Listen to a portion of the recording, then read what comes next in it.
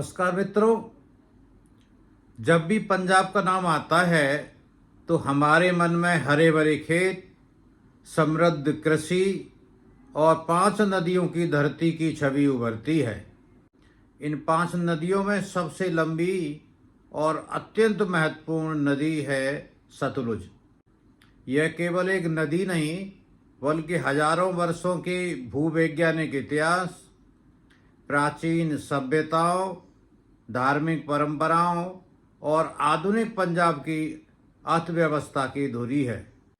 आज हम वीडियो में जानेंगे सतलुज नदी की उत्पत्ति, इसका प्राचीन जियोलॉजिकल हिस्ट्री, धार्मिक एवं ऐतिहासिक महत्व, पंजाब से इसका संबंध तथा वर्तमान समय में इसकी स्थिति और चुनौतियाँ।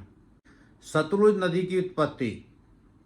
सतलुज नदी का उद्गम तिब्बत में राक्षसताल और मानसरोवर क्षेत्र के निकट लगभग 4600 मीटर की ऊंचाई पर होता है। प्राचीन ग्रंथों में इसका नाम शताद्रु या शतुद्री कहा गया है। नदी तिब्बत से निकलकर शिपकीला पास के माध्यम से भारत में प्रवेश करती है। इसके बाद में यह हिमाचल प्रदेश की गहरी घाटियों में से बहते हुए पंजाब के मैदानों में पहुंचती है। सतलुज की कुछ लंबाई 1450 किलोमीटर है, जो इसे पंजाब की 5 नदियों में सबसे लंबी बनाती है। Ancient geology of Sutlej. Geologist के अनुसार सतलुज एक एंटीसीडेंट रिवर है। इसका अर्थ है कि यह नदी हिमालय पर्वत के बनने से पहले ही अस्तित्व में थी। जब इंडियन प्लेट यूरेशियन प्लेट की टक्कर से हिमालय का निर्माण हो रहा था, तब भी सतलुज अपना मार्ग काटती हुई बहती रही। लगभग 50 लाख वर्ष पूर्व सतलुज का जल प्रवाह पूर्व की तरफ था तथा गंगा रिवर सिस्टम से जुड़ी हुई थी। बाद में टेक्टोनिक मूवमेंट के कारण इसका मार्ग बदलकर पश्चिम की तरफ हो गया। कई रिसर्चर के अनुसार प्राचीन काल में सतलुज घग्गर हकरा नदी की प्रणाली से जुड़ी हुई थी, जिसे अनेक वैज्ञानिक वैदिक सरस्वती नदी से जोड़ते हैं।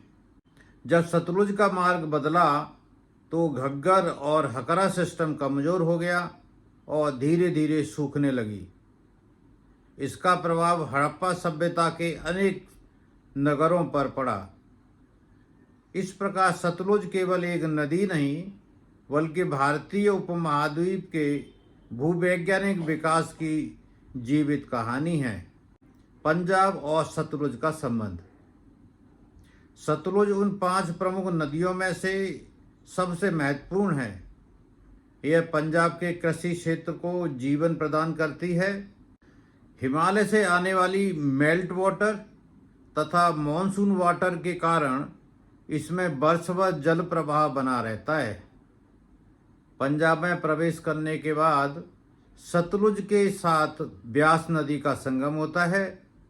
इसके बाद यह पाकिस्तान में प्रवेश कर अंततः चेनाब रिवर से मिलकर और फिर पंजनद बनाकर सिंधु नदी में समाहित हो जाती है।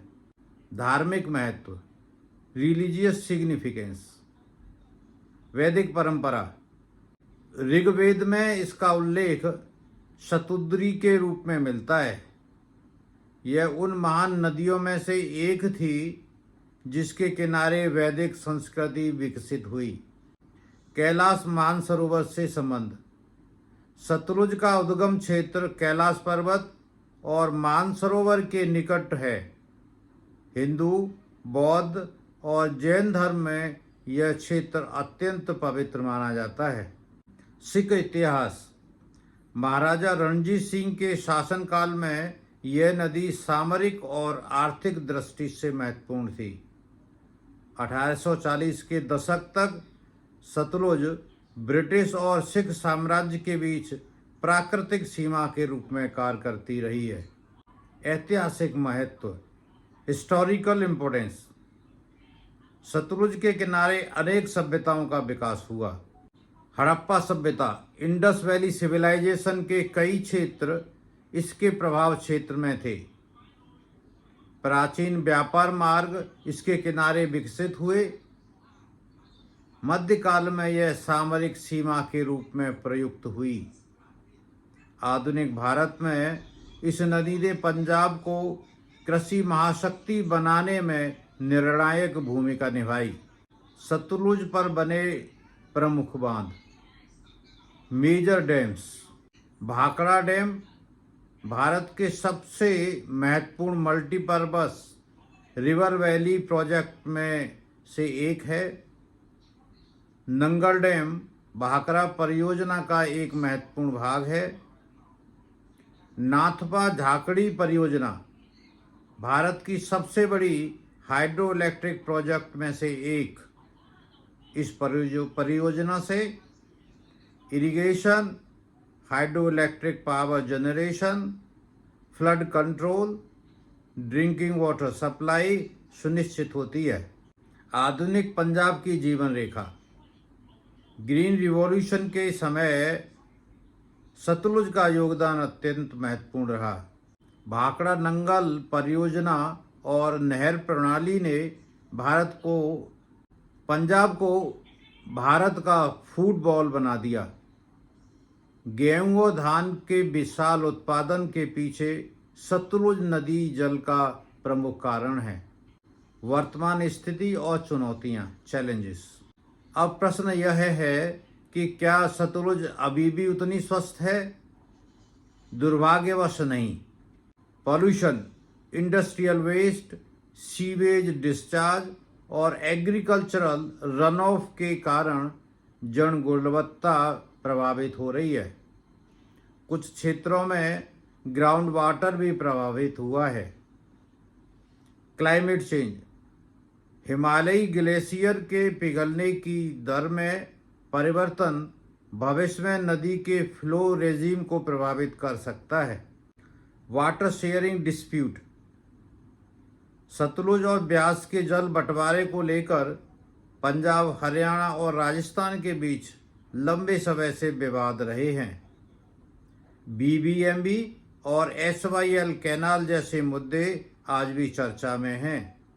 ओवर एक्सट्रैक्शन, कृषि और अन्य उपयोगों के लिए अत्यधिक जल दोहन भविष्य में नदी प्रणाली पर दबाव बढ़ा सकता है।